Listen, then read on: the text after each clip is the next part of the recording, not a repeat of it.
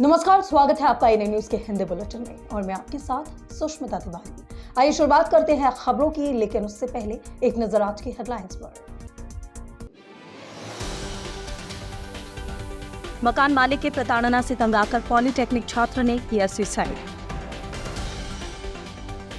अवैध खनन का अड्डा बना गरौठा जसवंतपुरा ग्राम, माफिया उड़ा रही मजे।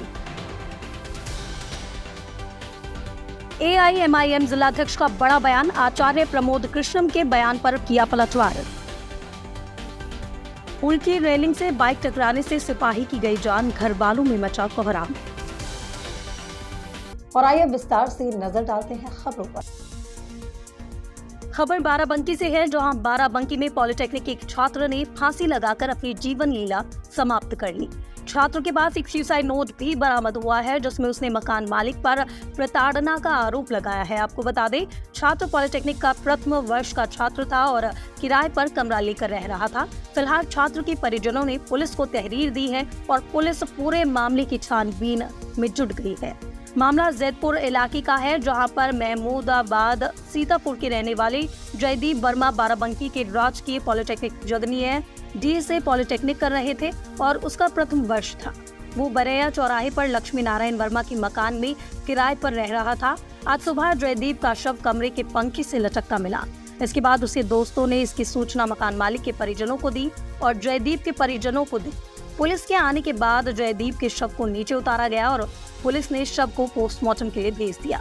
मौके पर छानबीन के दौरान सुसाइड नोट भी बरामद हुआ है, जिसमें जयदीप ने मकान मालिक और उनके पुत्रों पर प्रताड़ित करने का गंभीर आरोप लगाया है। क्या है पूरा मामला? ये हमारा भाई जो है यहाँ ग्राम गोपाल में रहता था। वो यहाँ जगुनिया डी हरक बाराबंकी में पढ़ता था, बरैया चौराहे पास राजकीय पॉलिटेक्निक में। तो वहाँ पे रहता था और जो रूम मालिक थे उनका नाम लक्ष्मी नारायण था। उनसे उसकी जो बात हुई, उन्होंने पंखा चलता नहीं था, स्लो चलता था, तो उसने कहा इसका कंडेंसर चेंज करवा दीजिए। तो उन्होंने चेंज नहीं करवाया काफ़ी दिनों से। तो उसने अपना प्राइवेट पंखा ख़रीद लिया। तो उन्होंने जब देखा तो कहा अब ये इस पंखे को नहीं चला सकते हैं और इसको नहीं चला सकते। तो इसी डिप्रेशन में मतलब जहाँ कहीं भी वो मिलता था तो उसको डांटते रहते थे।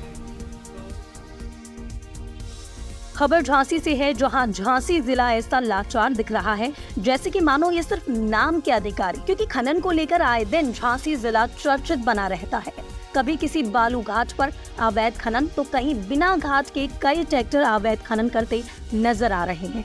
पर खनिज विभाग सहित गरौठा तहसील में बैठे अधिकारियों के कानों में जूं तक नहीं रेंग रही। मामला झांसी जिले के तहसील गरौठा के ग्राम जसवंतपुरा का है, जहां पर बालू माफियाओं ने धसान नदी से करोड़ों रुपए की बालू चुराकर बेच डाली और राजस्व को करोड़ों का चूना लगा डाला और शासन प्रशासन निंद्रा में सोता नजर आ रहा है। माफियाओं की हिमाकत तो देखिए, दिन के उजाले में 20 से 30 ट्रैक्टर बालू रोज भरकर बेचे जा रहे हैं और कोई शिकायत करे तो खुली धमकी देते नजर आते हैं, क्योंकि इन्होंने बालू चोरी करके करोड़ों की संपत्ति जो अर्जित कर ली है। अब इन्हें प्रशासन से लेकर बुलडोजर का भी डर नहीं बचा है। एक और सूबे के मुखिया का बुलडोजर अपराधियों और माफियाओं पर निरंतर चलता नजर आता है, तो दूसरी तरफ गरौठा में माफिया बेखौफ खनन कर रहे हैं। इनमें कई खनन माफिया ऐसे भी हैं जिन पर कई मुकदमे भी चल रहे हैं, पर कहते हैं कि सिस्टम के आगे सब कुछ संभव है। खबर बिजनौर से है, जहां पुल की रेलिंग से बाइक के टकराने से एक सिपाही की सड़क दुर्घटना में जान चली गई। सूचना मिलने पर घर वालों में कोहराम मचा हुआ है। अफजलगढ़ कोतवाली से किसी काम से शाहपुर जमाल जा रहा था कि शाहपुर जमाल के पास बाइक अनियंत्रित होकर पुलिया से टकरा गई। बाइक के टकराने से सिपाही आकाश तोमर गंभीर रूप से घायल हो गया। सूचना मिलने पर घटनास्थल पर पहुंची पुलिस ने ग्रामीणों की मदद से घायल सिपाही को काशीपुर निजी अस्पताल में भर्ती कराया, जहां पीड़ित ने रास्ते में ही दम तोड़ दिया। आकाश तोमर पिता सौदान सिंह 27 वर्ष ग्राम लायन मलिकपुर बागपत उत्तर प्रदेश के निवासी बताए जा रहे हैं।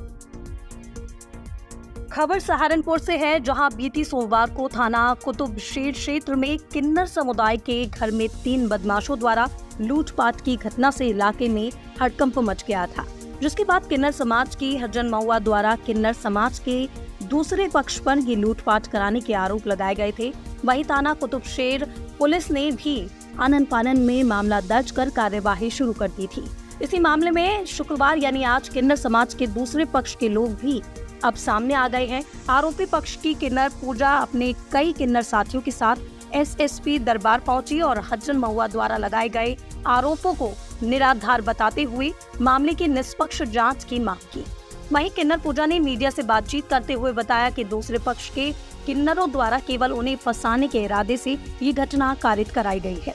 किन्नर पूजा ने बताया कि उनका एक मामला धारा 326 के अंतर्गत माननीय उच्च न्यायालय में विचाराधीन है और इसी के तहत उनके साथियों को फंसाने के उद्देश्य से हज्जन महुआ द्वारा ये षड्यंत्र रचा गया है और स्वयं ही लूटपाट कराते हुए उनके विरुद्ध मामला दर्ज कराया गया है। हमारे जो जमशेद उर्फ महुआ जो यहाँ शहर में किन्नर रहते हैं दूसरी पार्टी वाले, तो उन्होंने अपने घर में अपने ही कुछ लड़के घुसा करके और झूठ में हमें बदनाम करने के लिए, हमें फंसाने के लिए जो है ये साजिशी षड्यंत्र रचा है इन्होंने। हमारा एक 326 का केस था जिसमें कोर्ट ने जो है ना संज्ञान लेते हुए उसमें ऑर्डर। खबर अमरोहा से है, जहां उत्तर प्रदेश जनपद अमरोहा में इंडिया और साउथ अफ्रीका के बीच खेले जाने वाले फाइनल मैच पर मशहूर चित्रकार ज़ोएब खान अमरोही ने दीवार पर कोयले से रोहित शर्मा का चित्र बनाकर आशा की है कि इस बार भी भारत मैच जरूर जीते।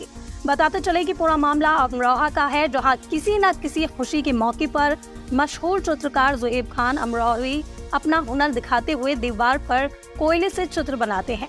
इस बार भी उन्होंने कोयले से भारतीय बल्लेबाज रोहित शर्मा का 8 फीट का चित्र दीवार पर बनाकर आशा जताई है कि इस बार भी इंडिया ही मैच जीते।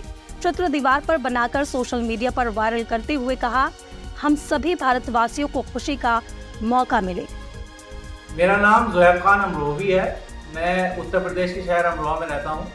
मैं एक चित्रकार हूँ और समसामयिक घटनाओं पर आधारित चित्र कोयले से दीवार पर बनाता हूँ।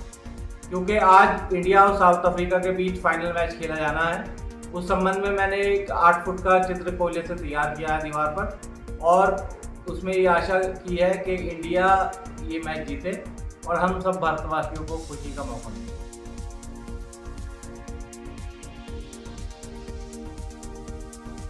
खबर अमरोहा से आ रही है, जहां AIMIM जिलाध्यक्ष का बड़ा बयान सामने आया है। आपको बताते चले, AIMIM जिलाध्यक्ष ने आचार्य प्रमोद कृष्ण के बयान पर पलटवार किया है। उन्होंने पलटवार करते हुए आचार्य प्रमोद कृष्ण को संतों का चोला उतार कर किसी भी पार्टी का प्रवक्ता बन जाने की बात कही है। उन्होंने कहा कि हिंदुस्तान ही नहीं बल्कि पूरी दुनिया का मुसलमान फिलिस्तीन के साथ है और ओवैसी साहब ऐसी शख्सियत है जो कहीं जुल्म होता है तो उसकी आवाज उठाने का काम करते हैं।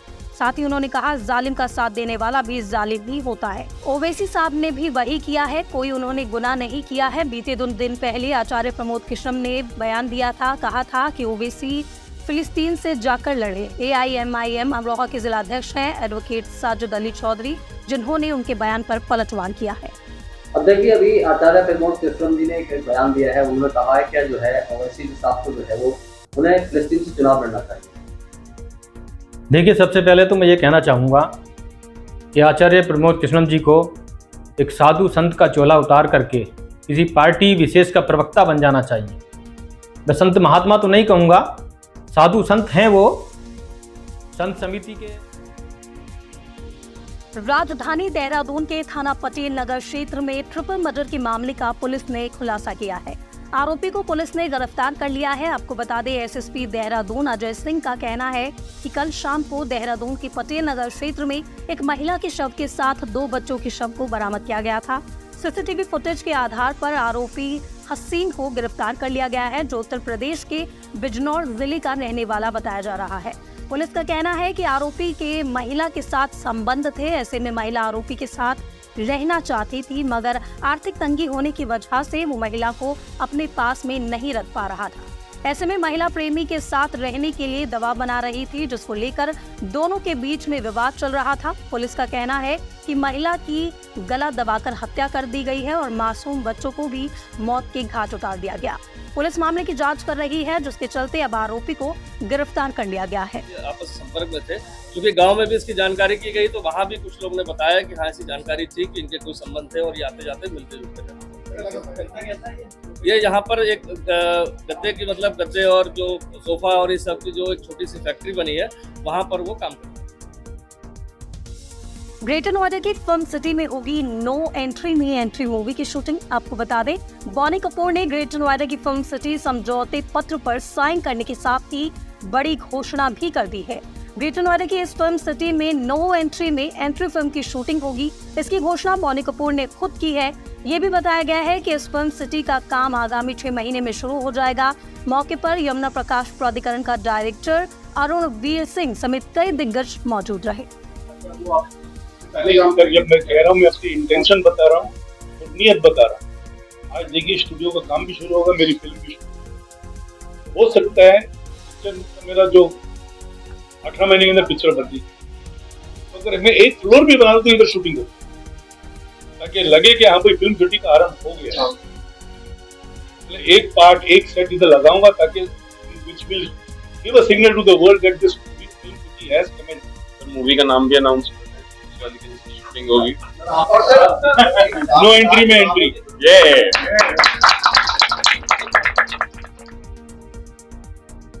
फिलहाल इस बुलेटिन की खबरों में मेरे साथ बस इतना ही। ऐसी और ताज़ा तरीन खबरों और अपडेट से जुड़े रहने के लिए बने रहें मेरे साथ, देखते रहें NN न्यूज़।